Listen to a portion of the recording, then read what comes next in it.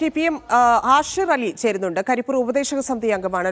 ശ്രീ ആഷിർ, ഇവിടെ ഈ സുരക്ഷാ മേഖല നിർമ്മിക്കുന്നത് വൈകുന്നു. അതിലിപ്പോൾ കേന്ദ്രം പറയുന്നത് ജിയോളജി വകുപ്പ് കേരളം കൃത്യമായ കാര്യങ്ങൾ നീക്കുന്നില്ല എന്നാണ്. വകുപ്പിനെതിരെ കേന്ദ്രം രംഗത്ത് വരുന്നു. അപ്പം പരസ്പരമുള്ള ഈ ആരോപണങ്ങൾ മാത്രമാണ് നിൽക്കുന്നത്. ഒരു നീക്കവും അവിടെ നടക്കുന്നില്ല. എന്തുകൊണ്ടാണെന്നാണ് താങ്കൾ മനസ്സിലാക്കുന്നത്?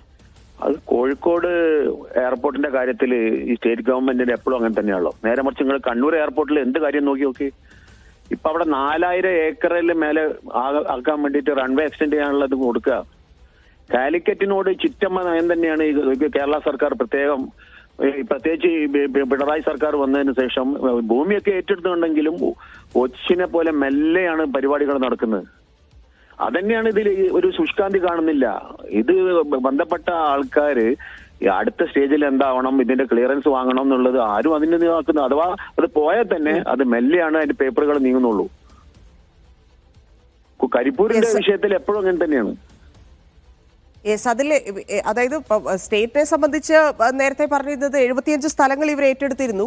പക്ഷേ അതിൽ ജിയോളജി ഈ പറഞ്ഞ സെലക്ട് ചെയ്തിരിക്കുന്നത് 4 സ്ഥലം മാത്രമാണ്. അപ്പം എന്തുകൊണ്ടാണ് പാരിസ്ഥിതിക അനുമതി ഉണ്ടായിട്ടും മറ്റ് സ്ഥലങ്ങളിലേക്കൊന്നും കാര്യങ്ങൾ നോക്കാതിരുന്നത്? അപ്പൊ സ്റ്റേറ്റിന്റെ ഭാഗത്തു നിന്ന് എത്ര വലിയ വീഴ്ചയാണ് സംഭവിക്കുന്നതെന്നാണ് മനസ്സിലാക്കുന്നത്. കേന്ദ്രത്തിന് ഇതിലൊന്നും ചെയ്യാൻ സാധിക്കും മാത്രമേ താല്പര്യമുള്ളൂ. ഇപ്പൊ ഈ അടുത്ത കാലത്ത് നമ്മൾ കണ്ടതല്ലേ, കണ്ണൂർ എയർപോർട്ടിന്റെ കാര്യത്തിനോട് മാത്രമേ താല്പര്യമുള്ളൂ. എത്ര വിമാനങ്ങൾ കോഴിക്കോട് നിന്ന് കണ്ണൂരിലേക്ക് മാറ്റി. ഹജ്ജ് എംബാർക്കേഷന്റെ കാര്യത്തിൽ ആരും ഇടപെടുന്നുണ്ടോ? കാര്യമായിട്ട് ഹജ്ജ് യാത്രികർക്ക് കോഴിക്കോട് നിന്ന് ഇരട്ടിയല്ലേ? എത്ര ഇരട്ടിയാണ്?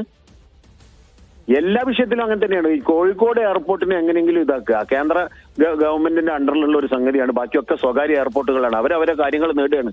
അതിനനുസരിച്ച് പേപ്പറുകളും നീങ്ങുകയാണ്. അല്ല, അതിൽ കേന്ദ്രത്തിനൊന്നും ചെയ്യാനില്ലെന്നാണ് ചോദിക്കുന്നത്. കേന്ദ്രത്തിന് എങ്ങനെയൊക്കെ മണ്ണെടുക്കാൻ സ്റ്റേറ്റ് ജിയോളജിക്കലിന്റെ കേന്ദ്രത്തിൽ നേരത്തെ അവിടെ മണ്ണിടലും പ്രവൃത്തികളൊക്കെ തുടങ്ങിയിരുന്നല്ലോ ഒരു ഭാഗത്ത്. അതെ, അത് നോക്കിയിരുന്നു. ആ സമയത്ത് കൊടുത്തുവിട്ടിരുന്നു. അതിന്റെ മുമ്പ് NOC കൊടുത്തോ?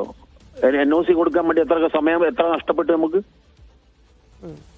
ഇതിന്റെ പിന്നിൽ ഇങ്ങനെ തന്നെ ഒരു സ്റ്റേറ്റ് മിഷനറി ഉണ്ട്. അതോടൊപ്പം കേന്ദ്രത്തിനോട് നമ്മൾ പറയണം. ഇതിലിപ്പം MP വിഷയം അവിടെ ഉന്നയിച്ചിട്ടുണ്ട്. പക്ഷെ ഏത് തരത്തിൽ ഇനി ഈ കാര്യത്തിൽ മൂവ് ചെയ്യാൻ സാധിക്കുമെന്നാണ് താങ്കൾ കരുതുന്നത്? ഞാൻ കരുതുന്നത് അതൊരു യുദ്ധകാല അടിസ്ഥാനത്തിൽ ഹൈവേക്ക് മണ്ണ് കൊടുക്കുന്ന അതേപോലെ റീസന്റെ കാര്യത്തിലും ഒരു ടൈം ബൗണ്ടായിട്ട് ചെയ്യണം. അത് മന്ത്രി അന്ന് ആ സ്ഥലം ഏറ്റെടുക്കുമ്പോൾ പറഞ്ഞിട്ടുണ്ടായിരുന്നല്ലോ. അത് കേന്ദ്രം അതിന്റെ റൺവേ ഉണ്ടാക്കുന്നതിൽ സഹായിക്കും, എക്സ്റ്റെൻഡ് ചെയ്യുന്നതിൽ സഹായിക്കും. ബാക്കിയുള്ള കാര്യങ്ങൾ സ്റ്റേറ്റ് ഗവൺമെന്റ് ചെയ്ത സമയത്ത് ചെയ്തു തരണം എന്ന് പറഞ്ഞിരുന്നു.